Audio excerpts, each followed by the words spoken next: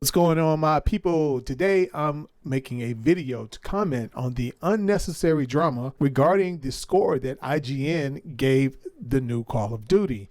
Now, for the life of me, I do not understand, particularly if you're an Xbox fan, why you're so concerned about this score, and basically you shouldn't be paying attention to what IGN says anyway. So let's be clear, IGN has made it perfectly clear, really a long time ago, that Xbox is going to be their punching bag for as long as they exist. So I really don't even understand why anyone even takes them seriously.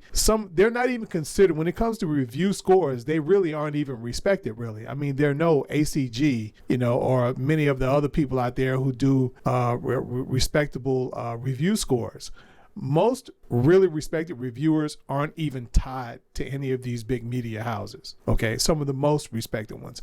So, and like I said, IGN has made themselves clear. Everybody knows there's a beef between IGN and Xbox, and there have been a couple of their employees that have said that, if Xbox holds certain games as an exclusive, there's going to be a price to pay. Well, he's told you that. I forgot the guy's name. He was the guy who reviewed Starfield. And I've actually seen tweets where he himself has said, hey, there's going to be a price to pay if they hold these games exclusive. So look, it doesn't get any more clearer than that. But even before that, it was clear. So, that's one of my biggest points, is that it's IGN. My second biggest point, really, this is my number one biggest point, is that this game, the new Call of Duty, was not developed under the Xbox banner. Microsoft did not develop this. I mean, that's as clear as a bell. So there again, I don't understand why anyone if you're an Xbox fan, I don't understand why you would take it so personally. I mean, I understand that that IGN probably did it for personal reasons, but that's IGN. And when Xbox does finally make a Call of Duty, I believe it's going to be a much better game than the last three. Ever since they've been making the games with the 3 and 4 hour storylines, I think some of them went as far as 5 hours. But I believe that Xbox is going to make one of the best Call of Duties that we have seen in years. I honestly believe that. But even then, you can expect, don't be shocked, don't be outraged when IGN gives that game a very low score. They're going to do it. I think what Xbox is going to do, they're probably going to sit on the game for a couple of years and come out with one, because I think that they're going to make a longer story, so it's going to take a little longer. But even then, even if the game deserves to get a 9.5 out of 10, IGN is not going to do that. IGN is going to give it a 6. So that's just the way it is. So you really just have to accept that. You have to move on. I don't watch anything IGN anymore. Anything IGN, I don't click on it. I don't click on any of their articles. I used to watch a couple of their podcasts. I don't watch them anymore. I don't watch any of it.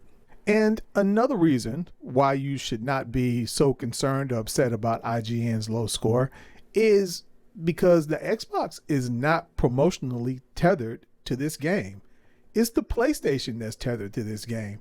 It is the PlayStation that is still paying a lot of money to promote this game so that they can sell more PlayStation 5 units.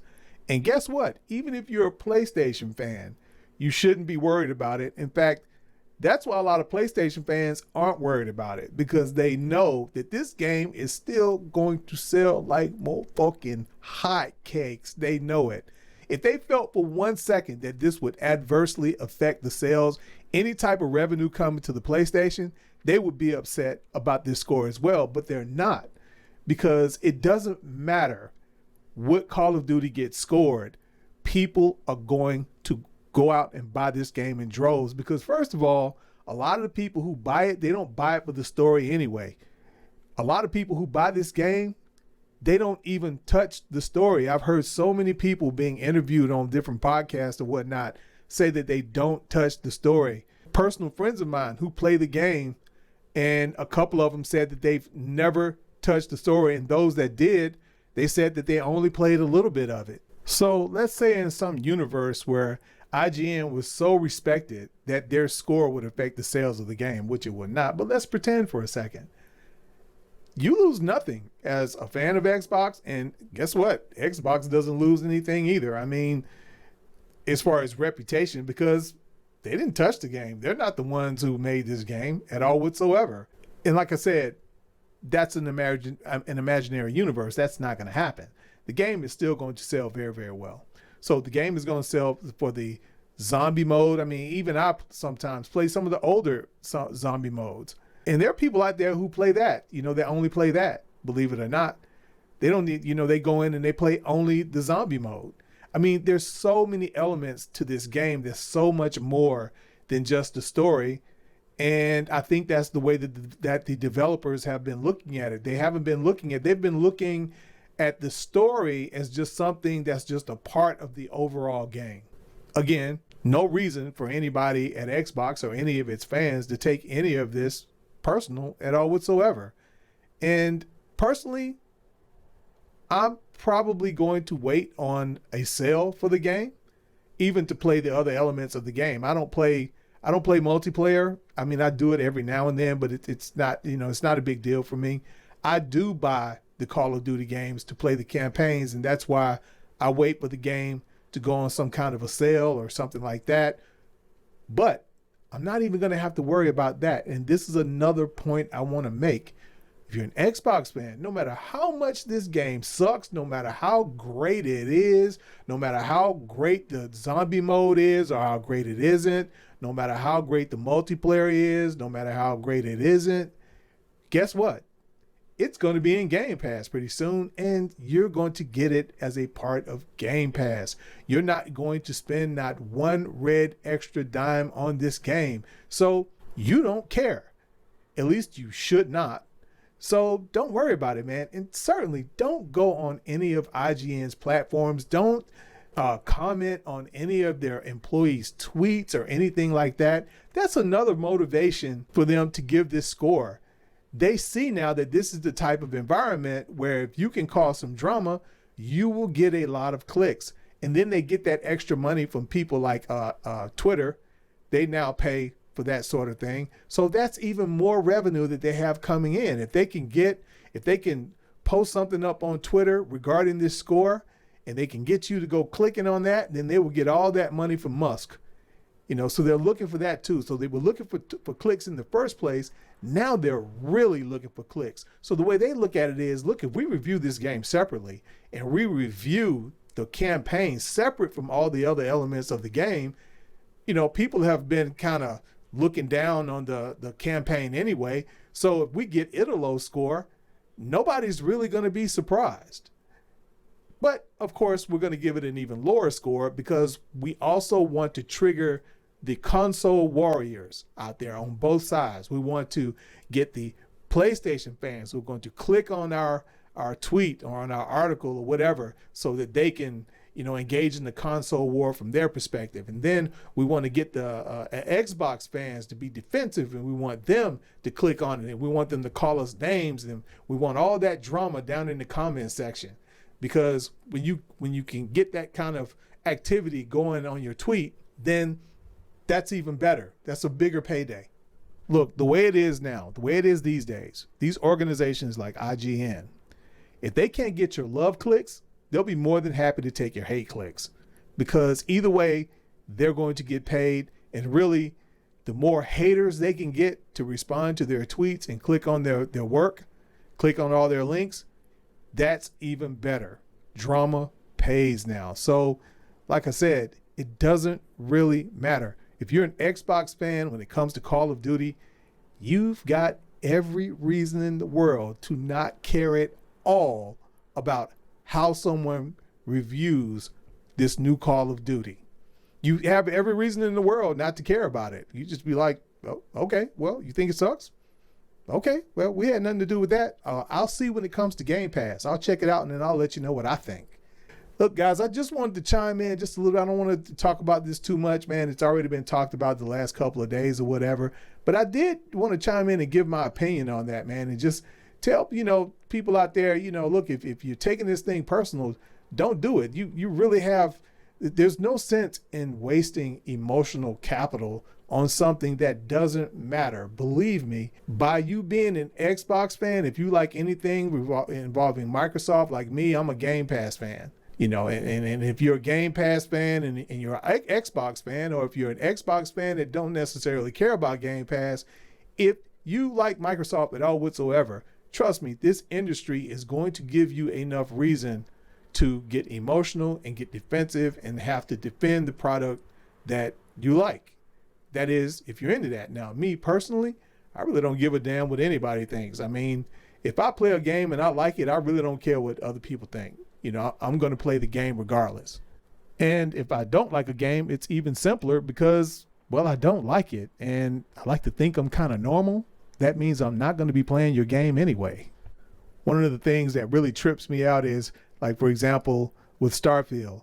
I look at videos by people like Open World Games, and he'll have some on there where he talks about some kind of positive news about Starfield for about 5 minutes, but he'll spend about in other words, about 90% of his videos will be reading all these negative comments that people are saying. But the thing is, these comments are supposed to be from people who are loyal players of the game, but their rhetoric is so hateful, and they're talking about the game like it is the most garbage game they've ever played. But these people got countless hours, and according to their tweets, they're still playing the game. And they're like, I'm so sick of Bethesda, all of these glitches, and this is happening and that's happening. I can't enjoy the game. This glitch and that glitch everywhere. I can't enjoy the game. It's like, okay, that's not the experience I'm having, but why are you still playing this game?